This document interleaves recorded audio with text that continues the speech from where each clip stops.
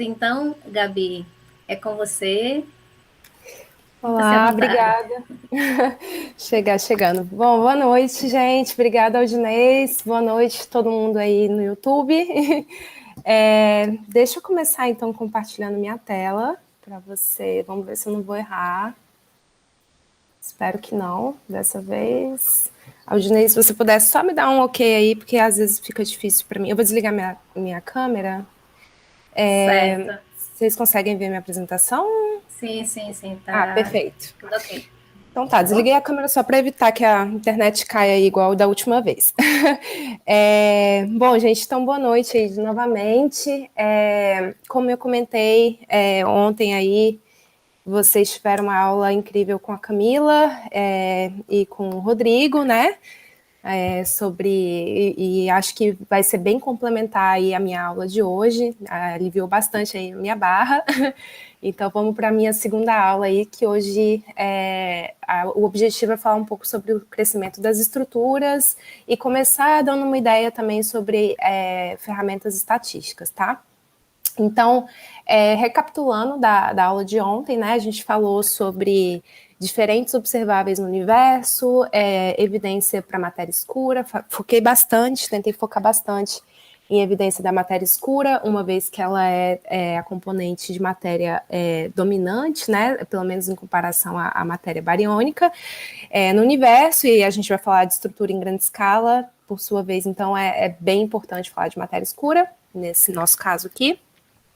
Mas também a gente viu aí um pouco sobre radiação cósmica de fundo, Camila aprofundou mais aí com a aula dela ontem, e imagino que vai falar um pouquinho mais ainda hoje, em que a gente vê lá na radiação cósmica de fundo essas perturbações, essas flutuações, né, de temperatura e de polarização, que estão ligadas diretamente com a formação, com a perturbação, as perturbações originadas lá na época da inflação, né, perturbações primordiais.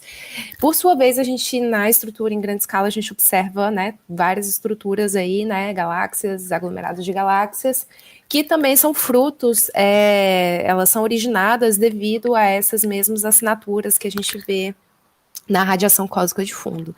Então, a ideia de hoje é tentar entender como que essas perturbações crescem, pelo menos majoritariamente na época em que a matéria ela é dominante, certo?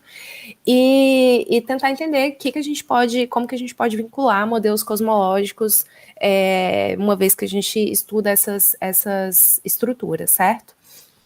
Bom, então, para começar, eu vou precisar recapitular rapidamente a aula fantástica que o Rodrigo von Martins deu, né, na primeira aula e a segunda. Ele fez um tratamento newtoniano lá das equações, de forma que a gente pode entender o comportamento qualitativo e quantitativo da evolução do universo, né? Então já foi introduzido também as equações de Friedman, e eu lembro que na primeira aula, no final da primeira aula, mais precisamente, do Rodrigo, a gente viu lá a equação da continuidade, né, que diz para a gente como que a massa se conserva no universo.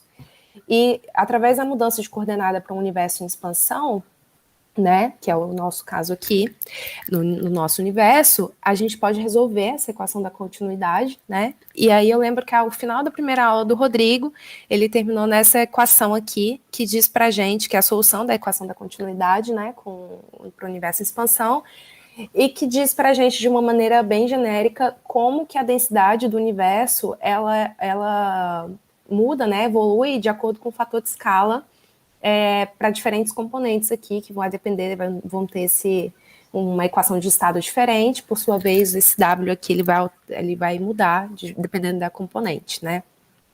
Então, a principal consequência dessa equação, eu queria destacar aqui e que vocês tivessem isso na cabeça, né, ao longo da minha fala hoje, da minha aula, porque esse é um resultado bem importante, né? Porque a gente tem aqui que a gente tem a radiação, matéria e energia escura, né?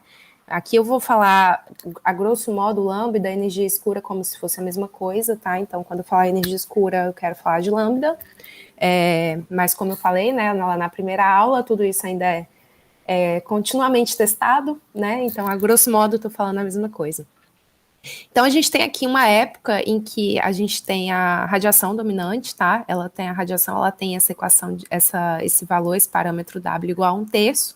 Se a gente substituir aqui, a gente tem que a radiação, ela decai com um fator de escala elevado a -4, né? Então, ela decai rapidamente.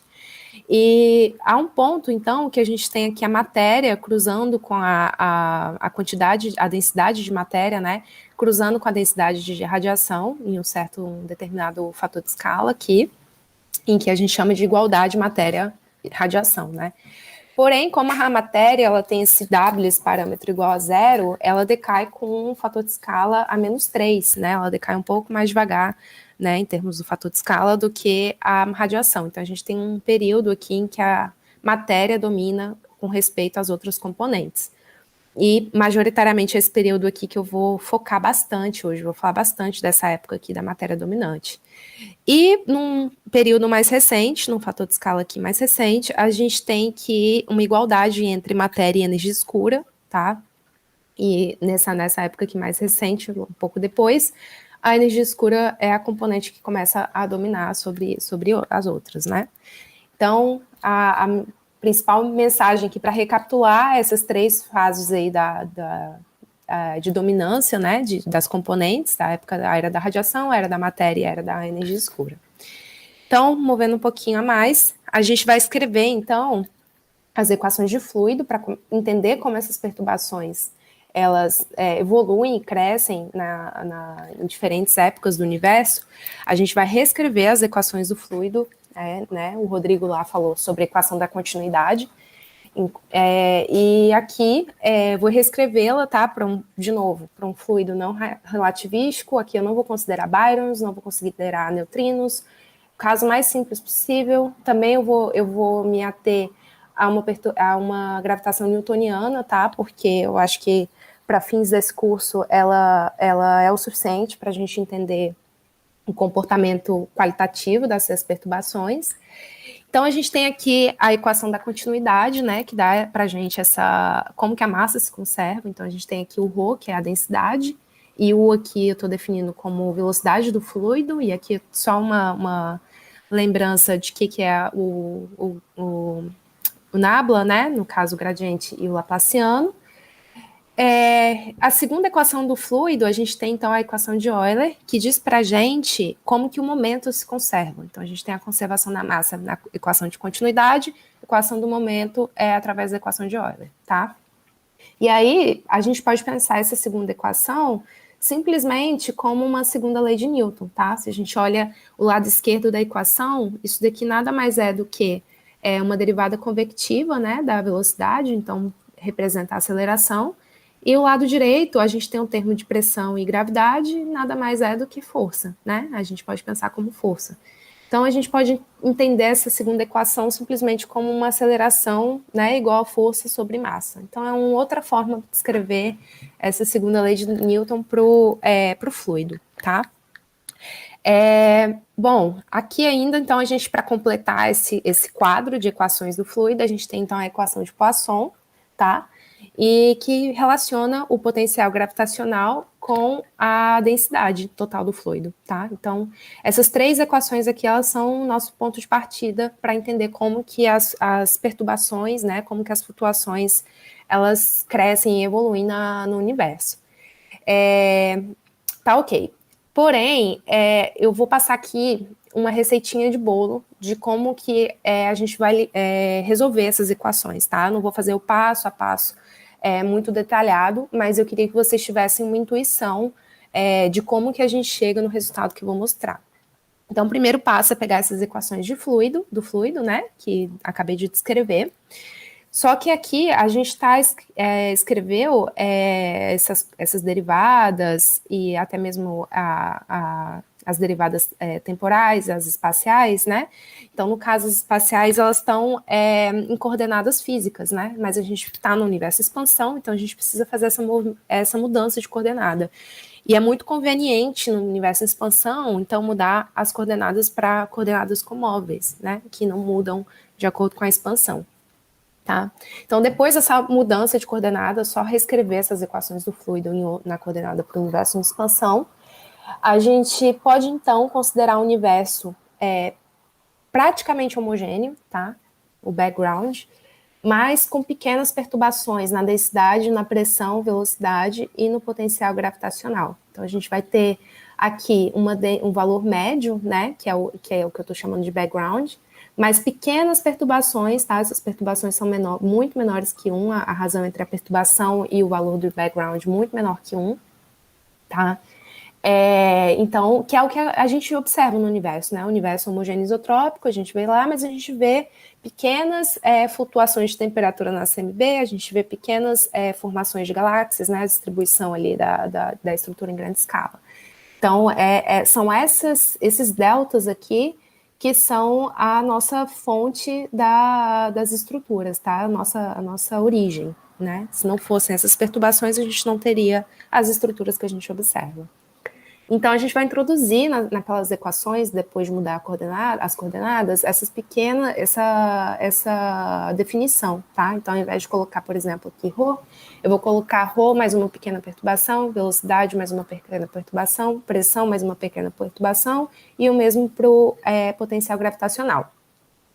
E aí, quando a gente fizer isso, é muito útil a gente definir uma quantidade chamada de contraste de densidade, que é a variação de densidade sobre a razão, né, da variação dessa perturbação de densidade sobre a densidade média, tá? No caso aqui, desculpa o formalismo, agora que eu vi que aqui deveria ser ρ0, mas seria o equivalente ao ρ0, ao invés de ρ barra, tá?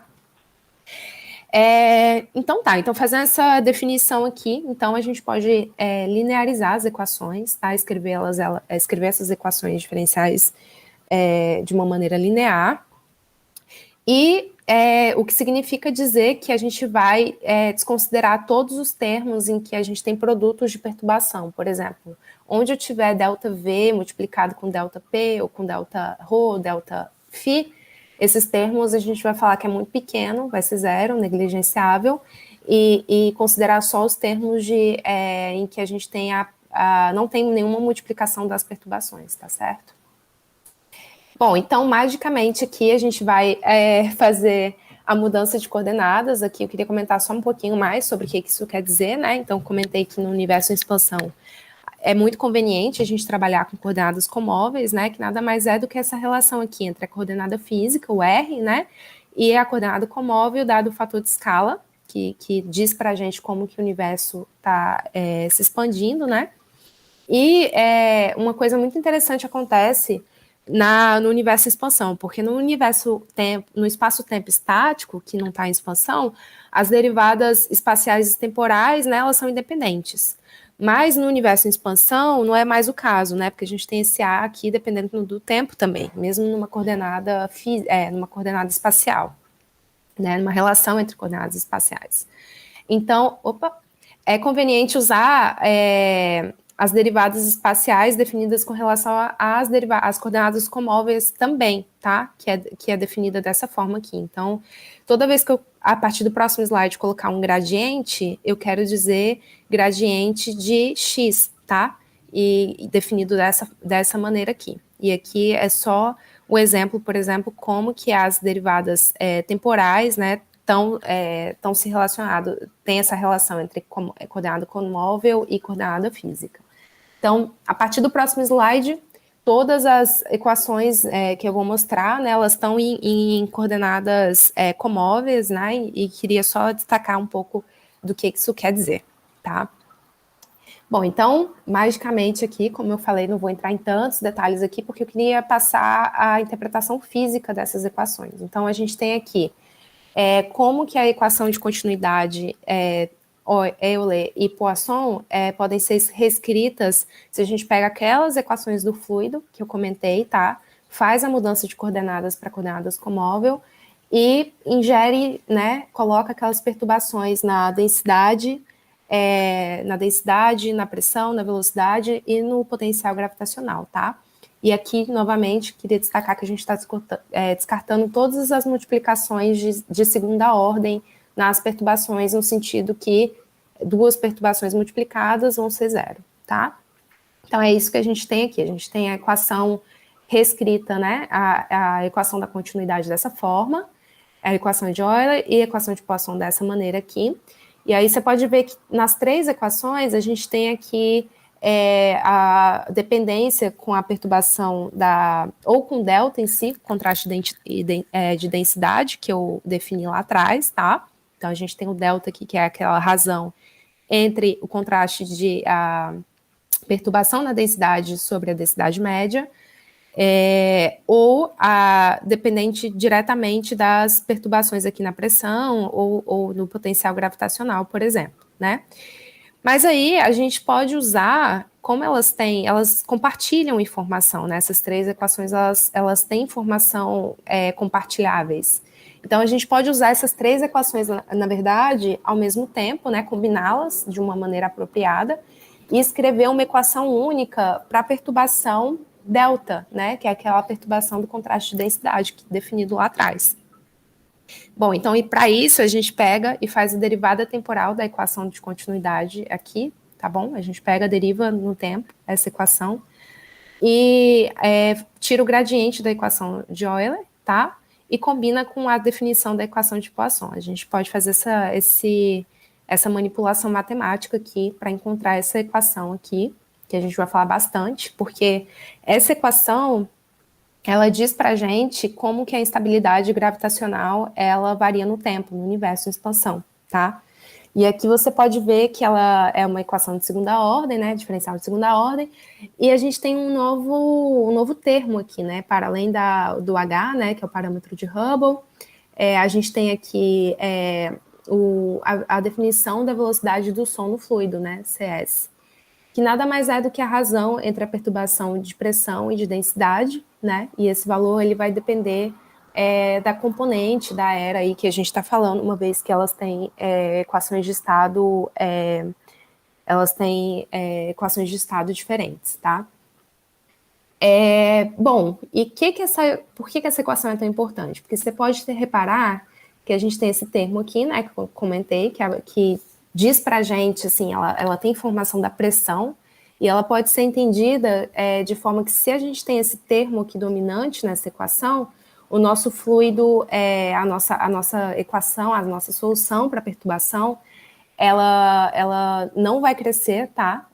A gente vai ver que essas perturbações não cresceriam se esse termo aqui é dominante. Na verdade, o fluido, essas perturbações, elas oscilariam igual a ondas acústicas, tá? Em contrapartida, esse outro termo aqui, ele depende de H.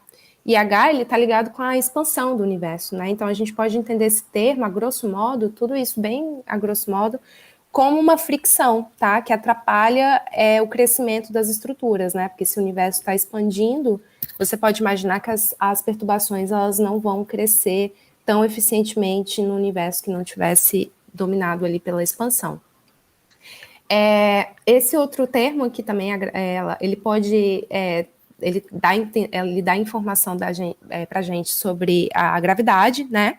E se ele for dominante, bom, a gravidade é o que faz, é o fator aí que faz as perturbações crescerem. Então, a delta iria crescer, né, no tempo.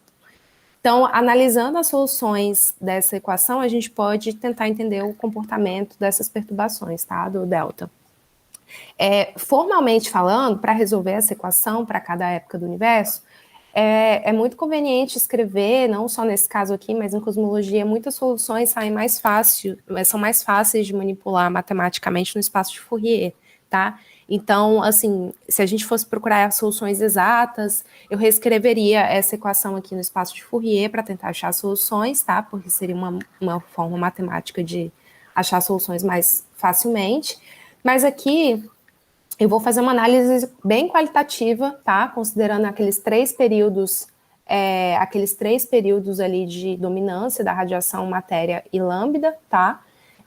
Para a gente tentar entender qualitativamente, tá? Porém, na solução geral lá da relatividade geral e a solução exata dessa equação daria a mesma interpretação física. Então, a ideia é vocês pegarem a interpretação física da solução dessa equação. Bom, então, vamos começar aqui pela era da matéria dominante, tá? Então, vamos considerar um fluido, como a gente viu lá no Rodrigo, um fluido sem pressão, tá?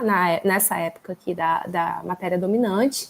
Então, significa dizer que esse CS aqui, a velocidade do som vai ser igual a zero, né? Que depende da pressão. E aí, eu queria lembrar também as consequências lá da equação de Friedman e da evolução do fator de escala no tempo, né? Dá para a gente essa informação do fator de escala no tempo, com o tempo, em cada era. E na era da matéria, a gente tem que esse fator de escala, ele evolui de forma com o tempo que cai elevado a 2/3, tá? Enquanto isso, se a gente pega a definição de H, né, que é A ponto sobre A, a gente tem que o H nada mais é nessa era 2/3 T, tá?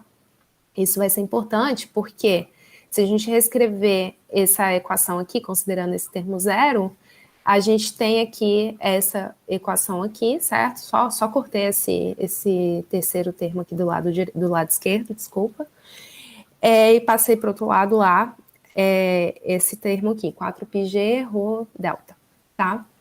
E aqui você pode ter percebido que delta aqui eu estou escrevendo já direto como delta M, porque não só a gente está na era da matéria dominante, então as perturbações que serão relevantes aqui, elas vêm na perturbação da matéria, vêm da matéria, né, da perturbação de matéria, mas também a gente vai ver que é porque mesmo na época da matéria dominante, você pode pensar, tudo bem, a gente não tem a radiação dominando ou lambda dominando, mas a gente tem também essas componentes.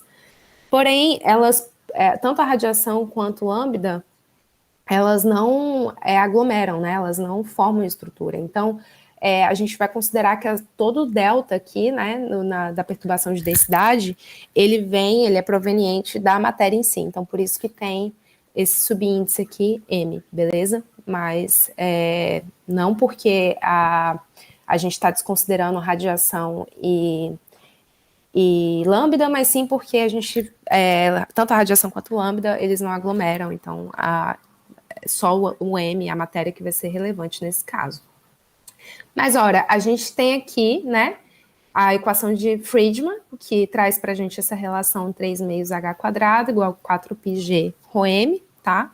Então, a gente pode substituir essa parte aqui direita, esse termo aqui, por 3 meios de H quadrado, já substituindo quem é H, né? A gente tem que H é 2/3 de T nessa era. Então, a gente pode reescrever essa equação aqui, dessa maneira, tá?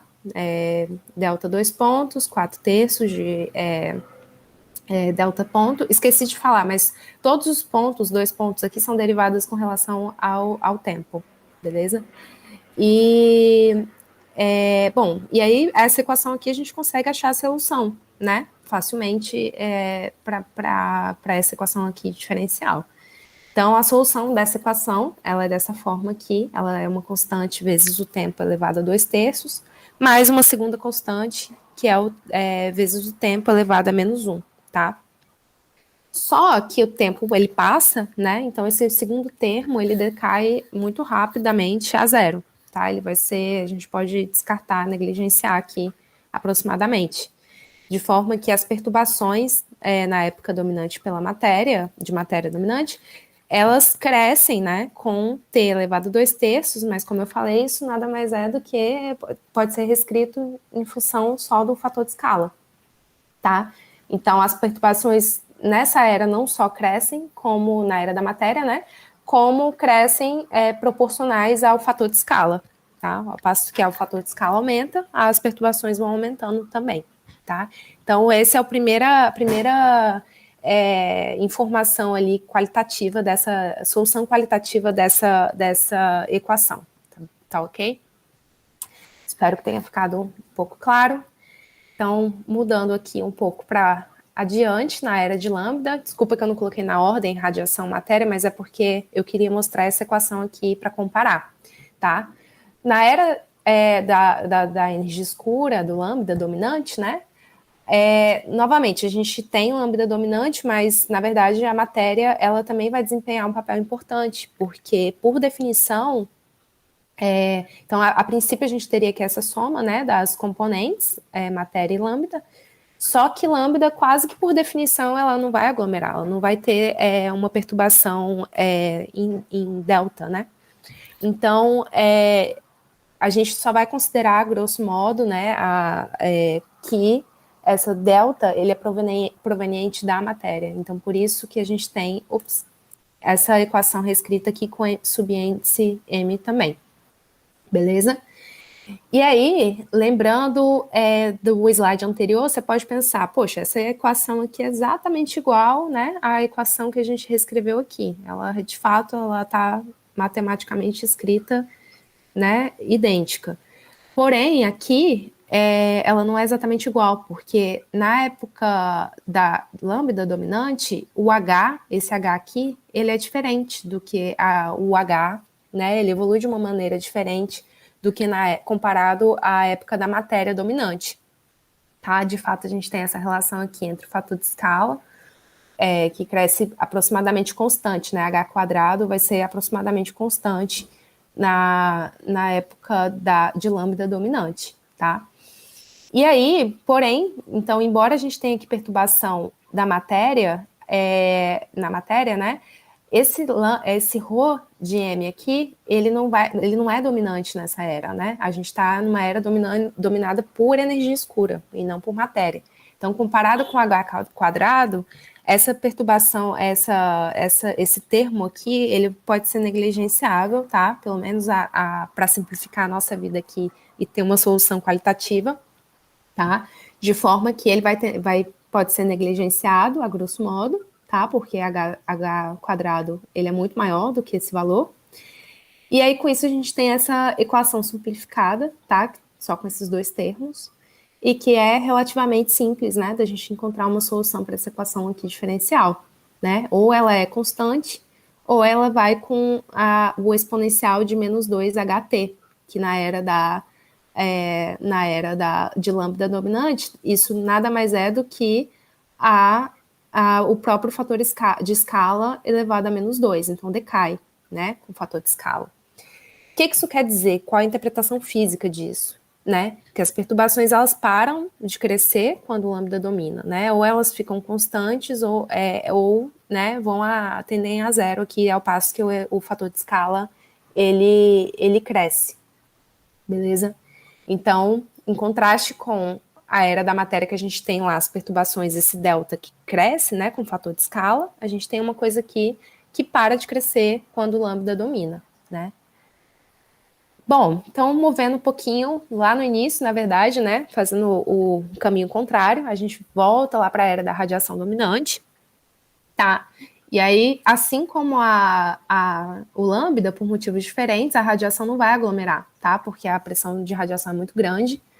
E para provar essa minha fala, eu precisaria fazer um tratamento relativístico das perturbações, que está um pouco fora do escopo aqui do curso, não vou ter tempo ali de explorar muito isso. Mas, com isso, eu queria dizer que, novamente, a gente vai considerar as perturbações só da matéria, mesmo que elas não sejam dominantes numa era da radiação, tá? Então, novamente, aqui a gente tem esse termo aqui igual a zero, mesmo que não dominante, é porque a gente está falando da matéria. Nesse período, a gente tem lá que o H, ele vai com meio do tempo, né? 1/2t, nesse período, né? Então, novamente, aqui, a gente pode considerar, a grosso modo, que a densidade de matéria é muito pequena nessa época, porque a gente tem a radiação dominante, tá? Comparada à densidade de radiação. Então, a gente simplifica essa equação só por esses dois termos, e tem uma solução simples também, né, de ser encontrada. E aqui eu acho essa equação, essa solução dessa equação muito interessante, porque a gente tem que as perturbações, elas vão crescer logaritmicamente com ln, né, do fator de escala.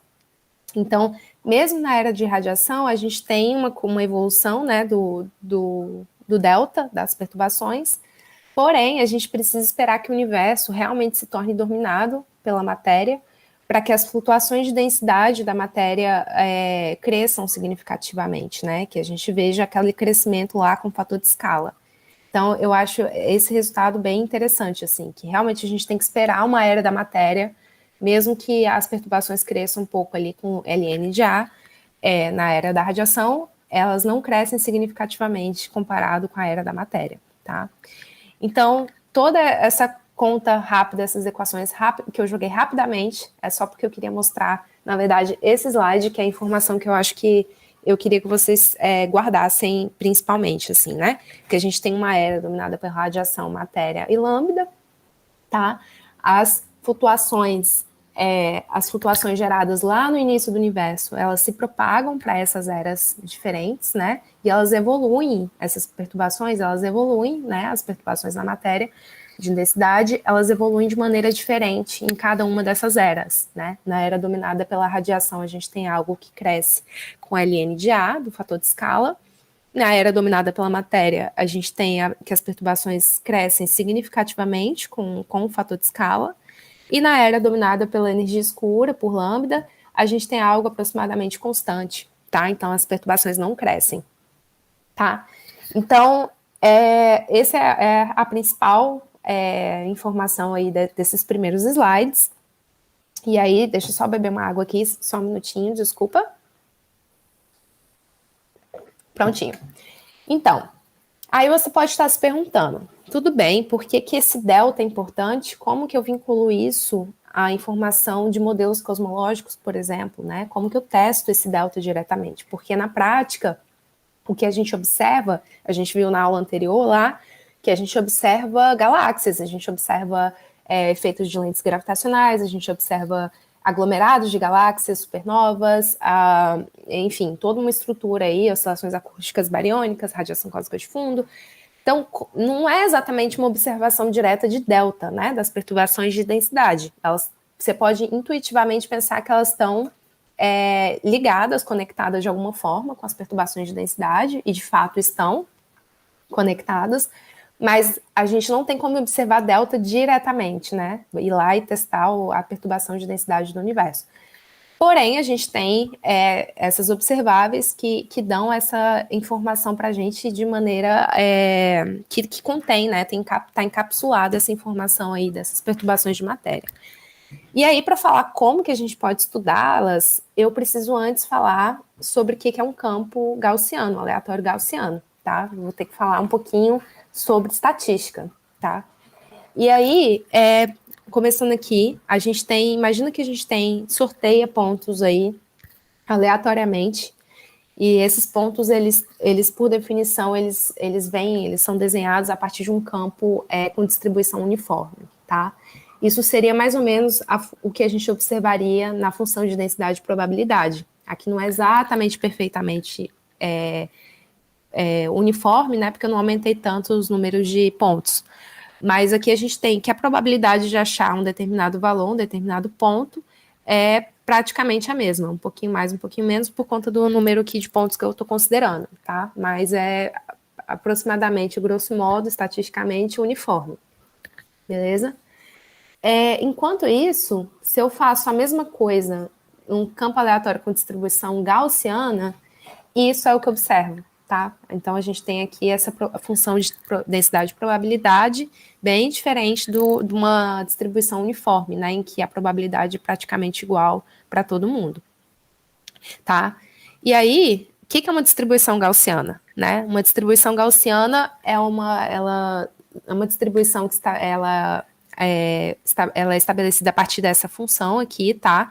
Em que ela depende da exponencial de menos meio x menos mi sigma ao quadrado. Esse mi nada mais é do que a média da distribuição, e sigma ao quadrado é a variância, tá?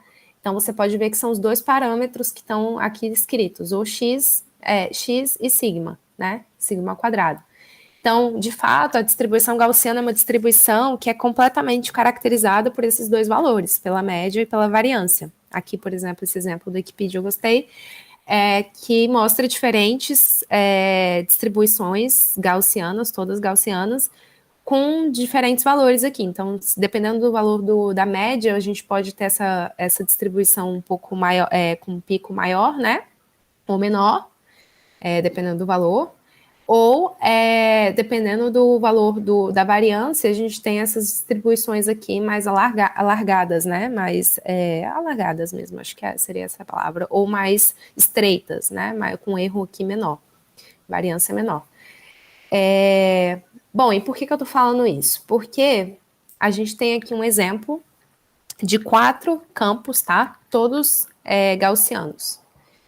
E, bom, de olho, eu imagino que vocês consigam ver, né, que eles são bem diferentes. Aqui a gente tem uma estrutura, as estruturas que a gente consegue ver de olho deles são diferentes, né? Inclusive, se vocês quiserem interagir aí pelo chat, eu ia gostar de dar saber se vocês realmente concordam com isso, assim, que esses campos visualmente parecem ter uma estrutura diferente, né? A gente consegue ver aqui manchas grandes que de olho a olho nu, por exemplo, a gente não consegue ver ele aqui ou aqui, né?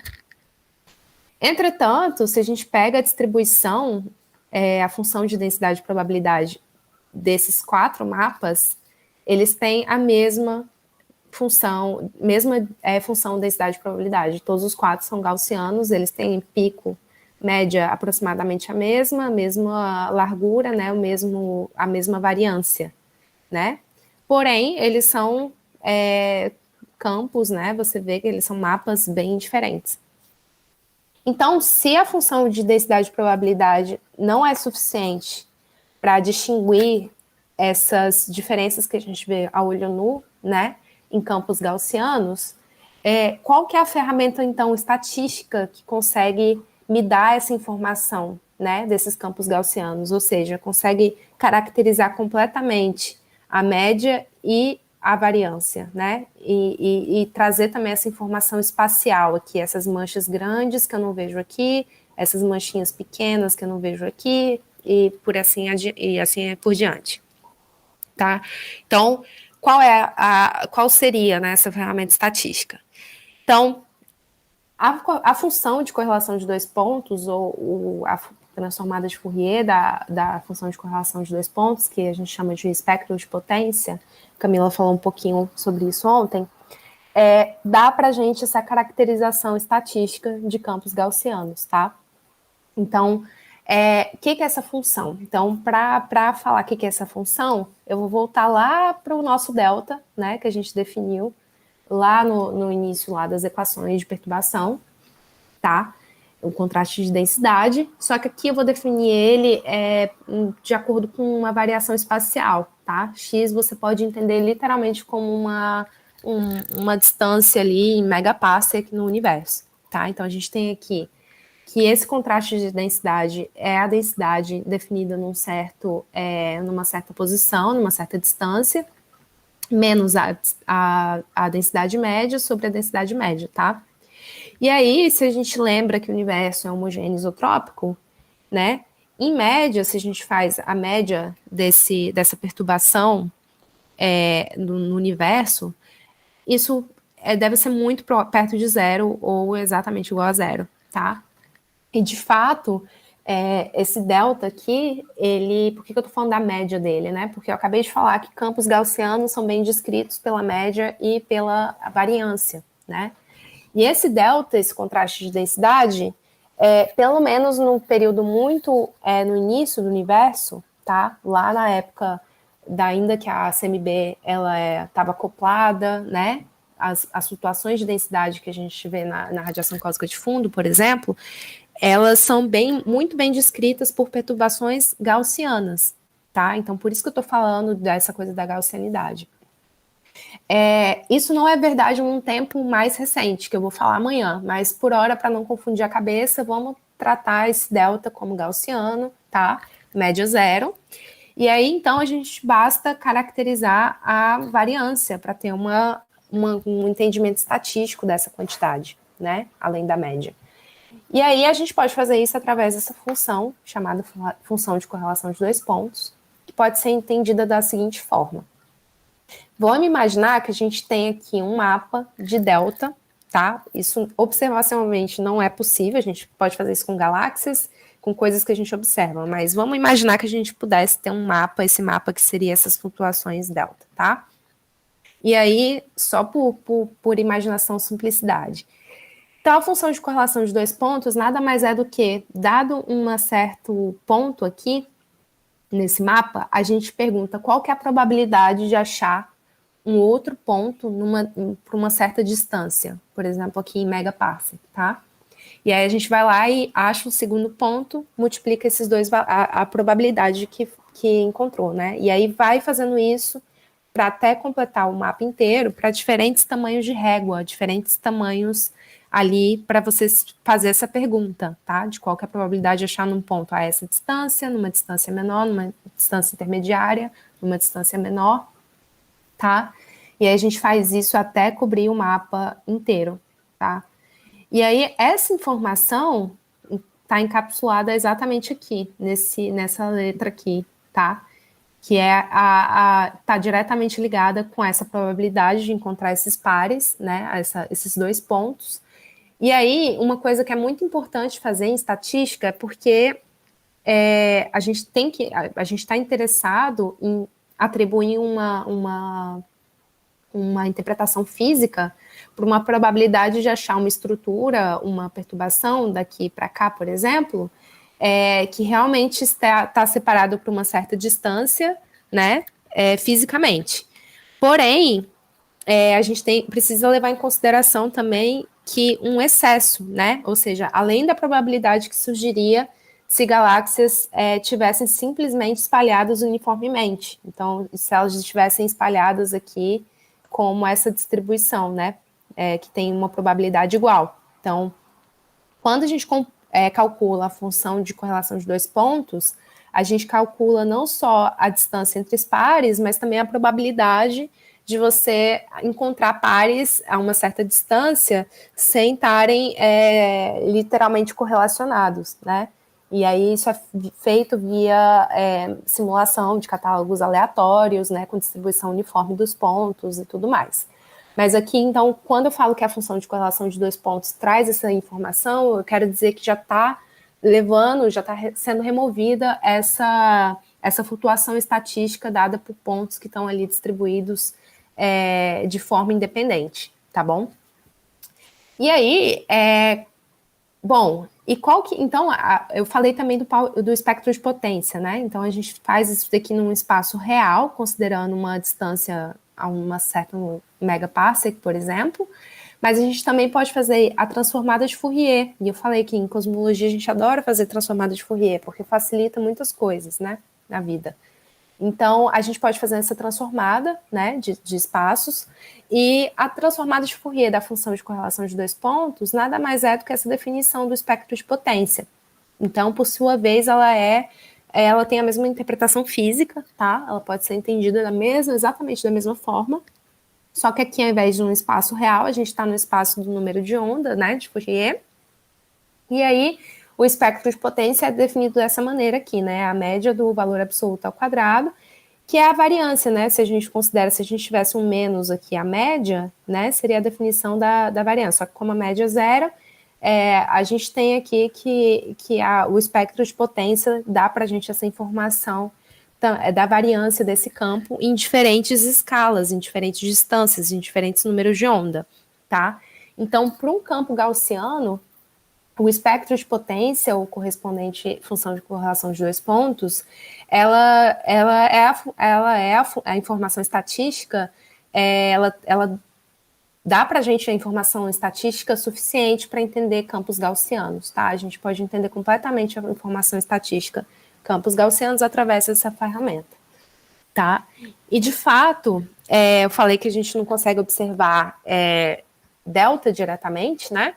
Mas a gente tem vários observáveis aí, que eu comentei na última aula, né? A gente tem a radiação cósmica de fundo, lensing, galáxias, que dependem da informação do espectro de potência da matéria, tá? Então, por exemplo, se a gente tem esse espectro de potência aqui, com relação às perturbações primordiais, essas perturbações na matéria, né? Isso seria o espectro de potência da matéria, nada mais é do que isso. A gente consegue, então, usar esses observáveis, esses diferentes traçadores de perturbações de densidade, para vincular com o dado e comparar com diferentes... comparar o nosso dado para vincular com diferentes modelos cosmológicos, tá? E aí, aqui eu queria introduzir uma quantidade que eu vou falar bastante, acredito que amanhã, tá? Então, que é o fator de crescimento linear. Então, já queria introduzir aqui para vocês já terem essa palavra aqui na cabeça, tá? Então, até aqui eu estou considerando teoria linear, tá? Não estou entrando em época e falando de campos não gaussianos, não linearidades, nada disso, tá? Estou falando de teoria linear. Então, a gente pode introduzir, ver como que o espectro de potência da matéria evolui. E ele evolui no tempo com redshift, dado um certo comprimento de onda e redshift, ele evolui com esse fator aqui de crescimento D, tá? Em que aqui esse P de K0 nada mais é do que o espectro de potência da matéria hoje, né? Para Z igual a zero. Então, esse D, ele faz esse link entre o espectro de matéria, espectro de potência da matéria hoje com um valor a um dado redshift, né? E ele evolui também aqui com redshift. E quem que é esse D? Esse D, ele sim está diretamente ligado com as perturbações como as perturbações de densidade, né? Elas evoluem no tempo. Então aqui a gente tem uma relação entre o delta de R e um dado Z, né? Elas estão ligadas com as perturbações hoje, né? Um Z igual a zero, através desse delta esse D de Z, tá? Então esse fator de crescimento linear, ele, embora a gente não consiga testar delta diretamente, a gente consegue testar D diretamente. E aí, isso eu vou comentar bastante amanhã, sobre formas de você testar esse D e vincular diferentes modelos de gravitação, modelos cosmológicos, através desse valor aqui esperado de D, tá? Para diferentes cenários. Então, já queria introduzir também aqui essa palavra, tá? Bom, aqui eu queria falar bem rapidamente do espectro de potência da radiação cósmica de fundo, que a Camila comentou já ontem, tá? Então vou passar bem rápido, só para falar que a gente calcula o espectro de potência não só, né, na estrutura em grande escala, né? Na verdade é uma ferramenta aí super útil para a cosmologia, e para a radiação cósmica de fundo, como é um campo aproximadamente gaussiano, a gente lida a radiação cósmica de fundo como se fosse um campo bem descrita por um campo gaussiano, né? Até onde se tem aí de valor imposto aí pelas observações. Então, o espectro de potência da radiação cósmica de fundo caracteriza aí essas informações estatísticas e como que era o comportamento ali do fóton e matéria, né, acoplados na época ali muito primordial. Então, a gente faz essa correlação de dois pontos, né, pega diferentes tamanhos de régua, né, diferentes tamanhos ali de escalas, melhor dizendo, e vai lá desde escalas bem grandes, né, manchinhas aqui no nosso mapa bem grandes, aqui no início do mapa, do espectro de potência da radiação cósmica de fundo, até escalas bem pequenininhas, e vai medindo essa probabilidade de encontrar um par, né. E aí eu queria também ressaltar que essas escalas menores aqui, a gente vai até o limite do nosso detector, né, no nosso experimento de radiação cósmica de fundo. Os experimentos agora projetados para o futuro, eles vão ter capacidade de medir até escalas bem menores aqui, que eu vou comentar um pouco depois a importância disso, tá?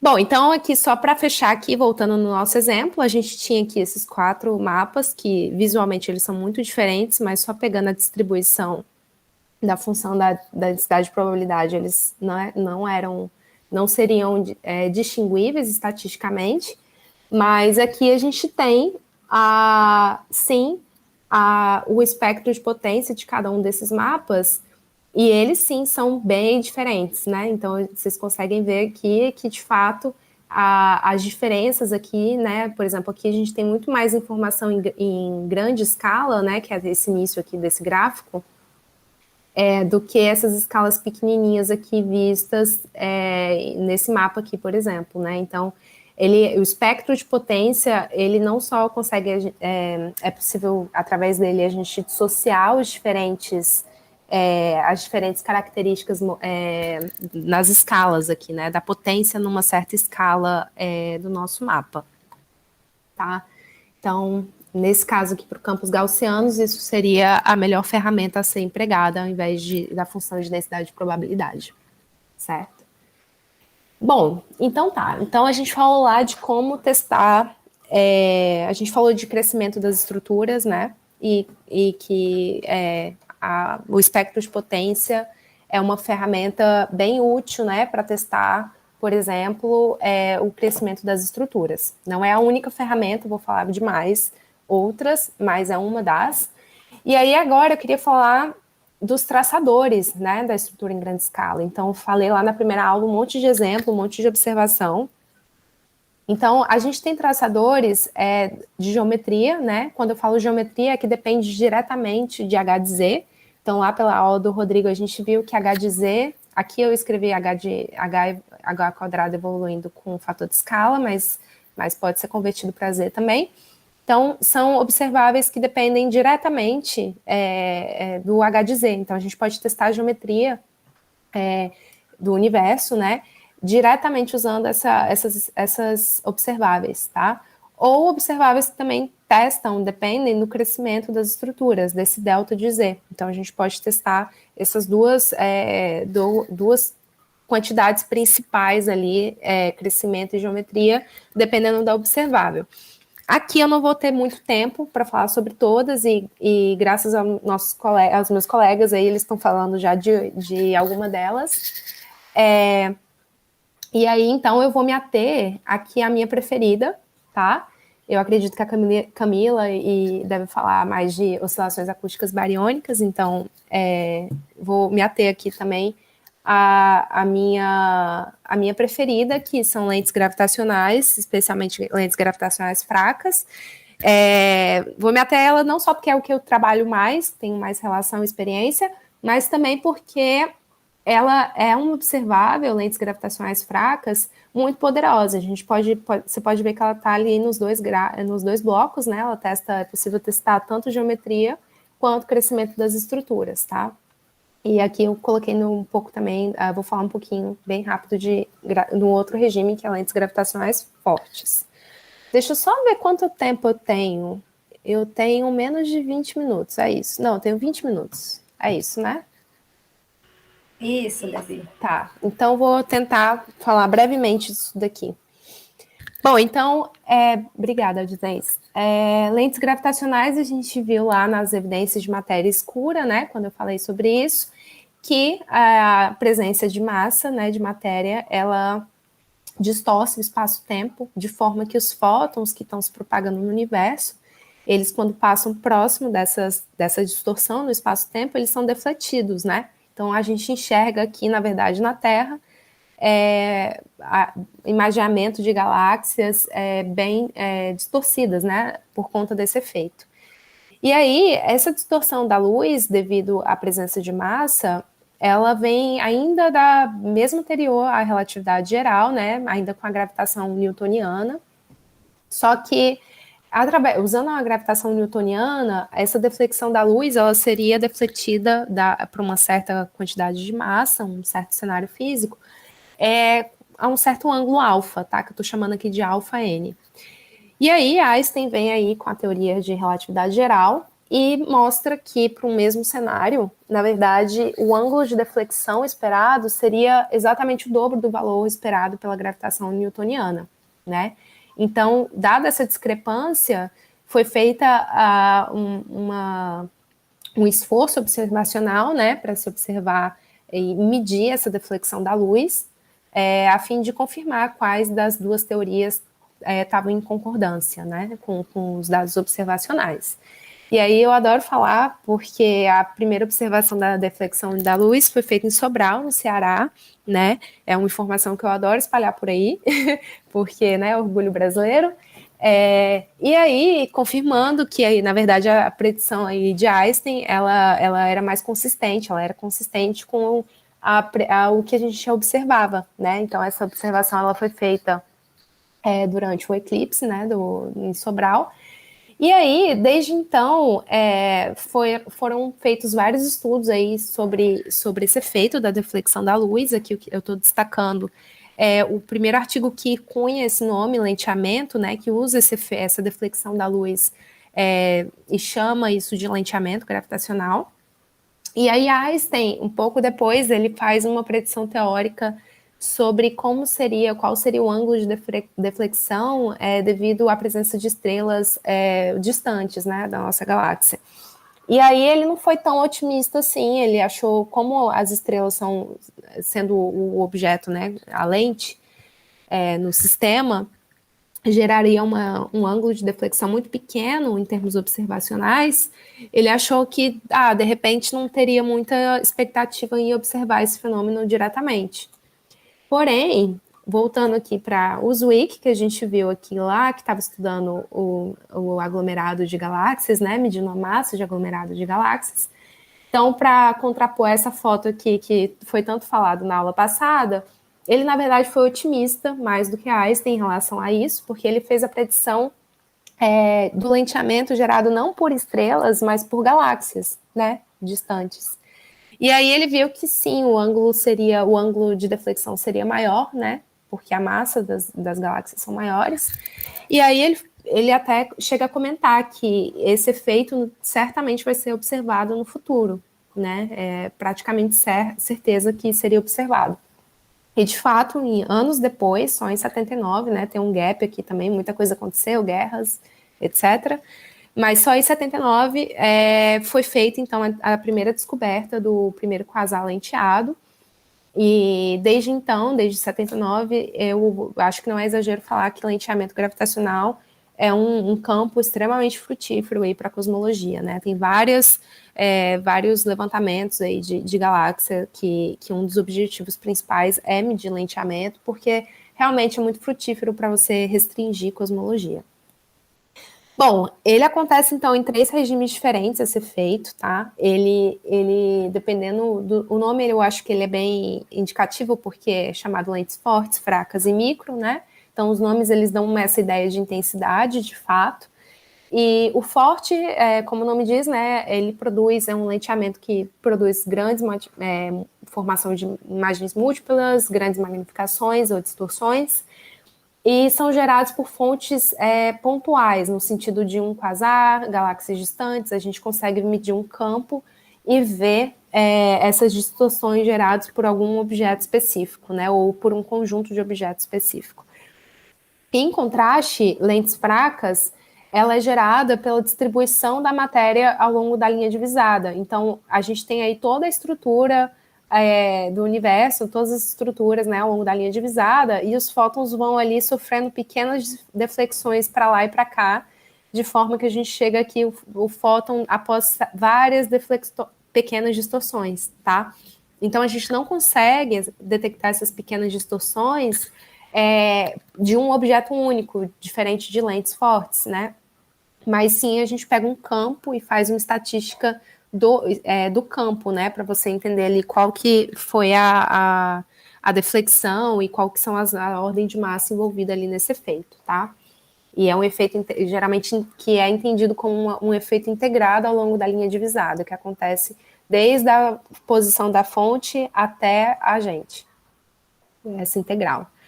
E microlente, como o nome diz, é uma deflexão gerada da ordem de microsegundo de arco, tá? Bem pequenininha, e é gerado por massas, né, quando a lente é muito pequena, a ordem de magnitude da massa é pequena.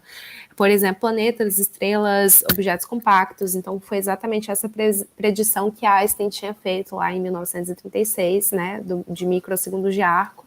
E realmente é difícil de detectar, né, porque é bem pequenininho, mas é possível de fazê-lo através do estudo, né, da variação da curva de luz, tá? Então, estudando como a curva de luz é variada para esses objetos, a gente consegue detectar. Aqui eu vou focar, então, nesses últimos minutos que eu tenho, para falar de lentes fracas, do regime fraco, que é o que está ligado com essa integral lá ao longo da linha divisada, e é o meu regime favorito. Então, bom, a gente pode, então, entender a geometria desse efeito, isso vale não só para o regime fraco, mas para todos eles, mas aqui no futuro eu vou focar mais no fraco, mas a geometria do efeito de lentes, ela pode ser entendida por esse gráfico aqui simples, tá? Uma versão simplista, mas que a gente tem um plano da fonte, da lente, do observador, tá? E ao invés de a gente observar aqui no plano do observador a imagem, né, da fonte na sua posição original beta, na verdade a gente observa a imagem numa posição teta após ela sofrer um ângulo de deflexão alfa aqui, tá? Então esse alfa aqui que é a quantidade que é o ângulo, né, que representa esse ângulo de deflexão ali da luz, tá? E a gente pode entender como que a imagem é mapeada na fonte, ou o contrário, né, o mapeamento da imagem na fonte, através dessa matriz aqui, tá? Que nada mais é do que uma matriz de Jacobi que diz para a gente essa transformação da imagem para a fonte, tá? É uma derivada da posição da fonte com relação à imagem. Mas então, aqui eu queria destacar que essa matriz, né, de distorção, assim chamada, ela depende de dois termos. O termo de cisalhamento, que são esses gamas, né, e ela diz para a gente, esses termos, gama 1 e gama 2, dizem para a gente o quanto que a imagem da fonte, ela é distorcida ao longo do eixo Y e X, ou elongada, né, ao longo do eixo Y e X. Enquanto que o termo kappa, ela é também chamada de convergência, e ela diz para a gente o quanto que o brilho da fonte é magnificado ou demagnificado, tá? Com relação à imagem original. E aqui eu quero destacar que tanto a convergência quanto o cisalhamento, eles têm uma dependência de uma quantidade muito importante, que eu vou falar bastante no futuro, tá? Que é o potencial de lentes gravitacionais. Então, aqui, no caso da convergência, ele pode ser escrito dessa forma, com relação ao ângulo de deflexão, tá bom? Mas o ângulo de deflexão, ele é o gradiente do potencial de lentes gravitacionais. E esse potencial de lentes gravitacionais, ele nada mais do que a integral ao longo da linha divisada, daqui até a fonte, tá? Do potencial gravitacional, mesmo que gera o lenteamento. Então, aqui esses termos aqui são as distâncias comóveis, né? Ups, estou assumindo que o universo é plano. Mas aqui eu queria destacar só que essa informação, a partir do kappa e do gama também, eu não escrevi que gama depende de φ, mas o gama depende das segundas derivadas do potencial de lentes gravitacionais, tá? Então, tanto estudando cisalhamento quanto convergência, a gente pode estudar diretamente o potencial gravitacional, que é a informação que está ligada com a nossa cosmologia ali, que a gente pode brincar com diversos modelos cosmológicos, tá? E, de fato, isso é feito, tá? Então, aqui eu queria exemplificar só a sensibilidade, falei do espectro de potência, né? Então, a gente pode, por exemplo, calcular o espectro de potência dos mapas de convergência desse lenteamento, né, das galáxias. Aqui é um exemplo do mapa de convergência do 10, tá? Desse fator kappa. E aqui é um exemplo de um dos campos do Hyper Supreme Camp Subaru, que é o atual survey de levantamento de dados mais profundo de lentes gravitacionais no momento, né? No futuro vão ser outros, mas no momento é esse. E aí aqui é só para exemplificar que se a gente calcula o espectro de potência desses campos, não exatamente esse resultado é deles, mas na verdade isso aqui é um modelo teórico, a gente pode restringir esse valor, né, essa quantidade estatística, ela é sensível à nossa cosmologia, né? Então, por exemplo, aqui essas linhas, elas representam a predição teórica para diferentes equações de estado ali da energia escura, tá? Então, a gente pode vincular modelos cosmológicos através do espectro de potência desses mapas, tá? Eu não sei se eu tenho muito mais tempo, tá? Eu vou só falar mais 2 slides. Então, aqui, através desse estudo do espectro de potência, por exemplo, é possível restringir parâmetros cosmológicos, né? E aqui é um exemplo do que a gente tem de um dos dados atuais aqui do KIDS, né, do levantamento do KIDS, que é um levantamento de lentes gravitacionais de galáxia, e eles fazem aqui uma análise aqui do espectro de potência das galáxias junto com o espectro de potência de lentes, né? Então, a gente tem aqui esse valor aqui, que é a densidade total de matéria comparado com esse sigma 8. Esse sigma 8 pode ser entendido como um valor da amplitude do espectro de potência primordial, assim, a grosso modo, e está diretamente ligado em como que as estruturas crescem no universo. E aí, uma coisa interessante tem acontecido aqui, até já existe um gráfico mais recente que resume a mesma informação, mas vocês podem ver aqui que a gente tem uma comparação aqui de um resultado do BOSS, que é um levantamento de galáxias, com o dado de lenteamento do KIDS, o dado do DERJ, do KIDS também com galáxias, e em vermelho aqui a gente tem esse valor aqui do KIDS, né? E se a gente compara com o valor de ômega M sigma 8, com o que está sendo restrito através dos dados da temperatura e polarização da radiação cósmica de fundo, esses valores encontram-se atualmente em uma discrepância média, assim, não é uma grande tensão comparado ao H0, mas dependendo do dado, algo a ser investigado atualmente. Então, essas pequenas discrepâncias também fornecem para a gente oportunidades de entender e explorar a cosmologia, né? Então, eu só queria destacar isso aqui, que lentes gravitacionais permitem a gente estudar esse tipo de tensão no universo, tá? Atual, nos estudos do universo atual. Bom, eu tenho 10 minutos ainda, eu tô achando que eu vou fazer o seguinte, eu vou parar por aqui hoje e terminar, e vou começar daqui na minha próxima aula, que daí eu deixo uns 10 minutos de perguntas finais, caso alguém tenha perguntas, né? Mas queria deixar esse espaço, assim, para as pessoas fazerem perguntas se elas quiserem, não sei como é que tá o chat aí. Ok, Camila, tem uma... Você tá me escutando bem? Tô escutando. Tô no recuo. Então, tem uma pergunta aqui no chat, mas eu nem prestei atenção porque foi na hora que você estava explicando e eu estava respondendo ao pessoal aqui no chat, acabou que eu não prestei atenção em qual gráfico o rapaz que perguntou, que ele fala o seguinte, é o Marcelo Almeida Pressoto, ele fala o seguinte, professora, tem um gráfico, que no caso é um exemplo, em que as coordenadas x iam de 0 a 500, porém as coordenadas y iam de 500 a 0. Por que seria isso? Eu não sei exatamente qual é o gráfico, eu não prestei atenção na época. Eu acho que pode ser esse. 0 a 500. A coordenada x ia de 0 a 500. Eu acho que pode ser esse. Eu acho que pode ser esse. Isso daqui é número de...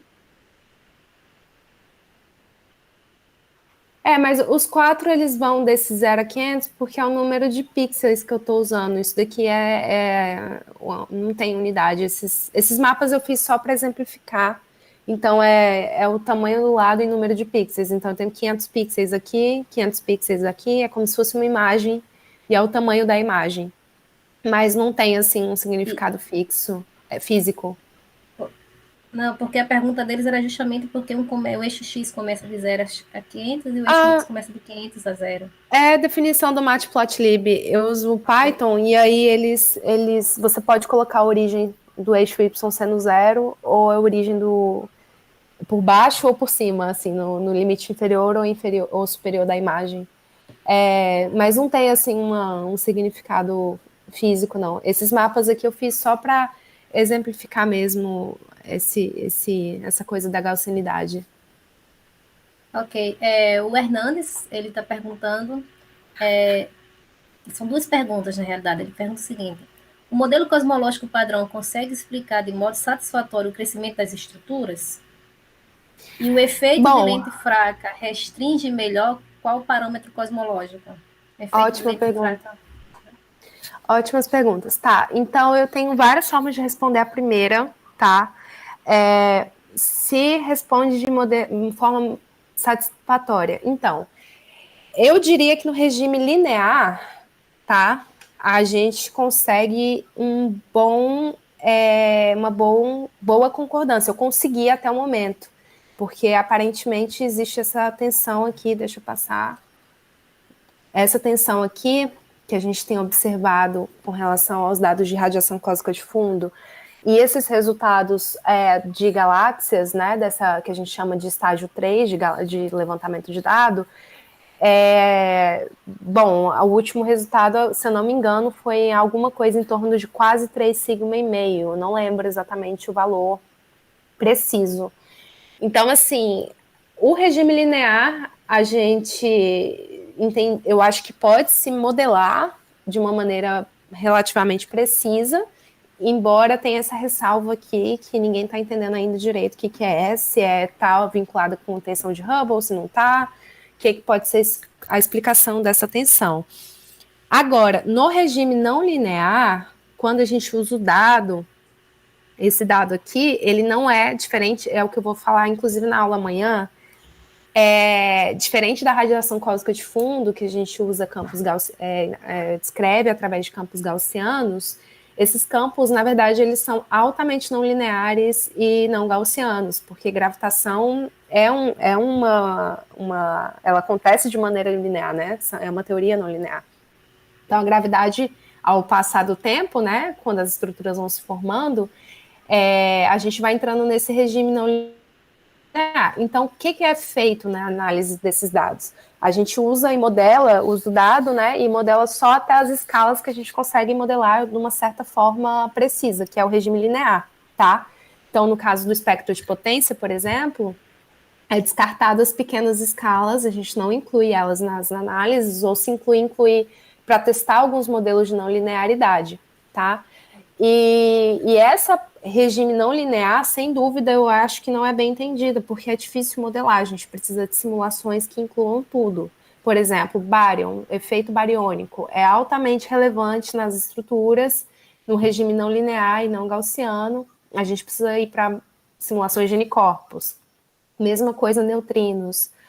E é difícil você ter uma simulação que englobe de maneira precisa todos os efeitos não lineares. Então, eu diria que o modelo padrão, ele é relativamente bem satisfatório para o modelo regime linear, porém existe essa tensão, então não sei se eu posso falar que é satisfatório. Acho que é algo a ser testado, interessante no meu ponto de vista a ser testado. Agora, no regime linear, sem dúvida, tem muito trabalho a ser feito. Tanto por via de simulação, quanto teórico mesmo, assim, sabe? Modelar como que o viés das estruturas evoluem, como que os neutrinos afetam os dados, tudo isso. E a segunda pergunta, não sei se eu respondi, a segunda pergunta era perguntando se o efeito de lente fraca. O efeito de lente fraca restringe melhor qual o parâmetro cosmológico? Sim, então, o efeito de lentes fracas, ele é principalmente sensível a essa combinação. Mas, na verdade, aqui não tem como desenhar rapidamente, mas lentes fracas é muito sensível, na verdade, à multiplicação do ômega m, na verdade, de sigma 8 vezes raiz quadrada do ômega m sobre 0,3. Essa foi a combinação que as pessoas historicamente acharam, né, que é chamado de S8. Né, o parâmetro S8, que nada mais é essa multiplicação entre sigma 8 e ômega m, é o parâmetro bem sensível em lentes fracas, né? E diz pra gente, tá ligado totalmente diretamente como que essas estruturas crescem, né? Esse S8. Então, tá ligado ali com a normalização, né, do espectro de potência da matéria, mas também com ômega m. Então, eu diria que essa combinação, comparado a outros dados cosmológicos, o que é o dado de lentes é o mais sensível, assim. A gente consegue restringir melhor. Não sei se eu respondi. Olá, muito obrigado, Gabriela. Excelente aula, excelente explicações, perguntas e tal.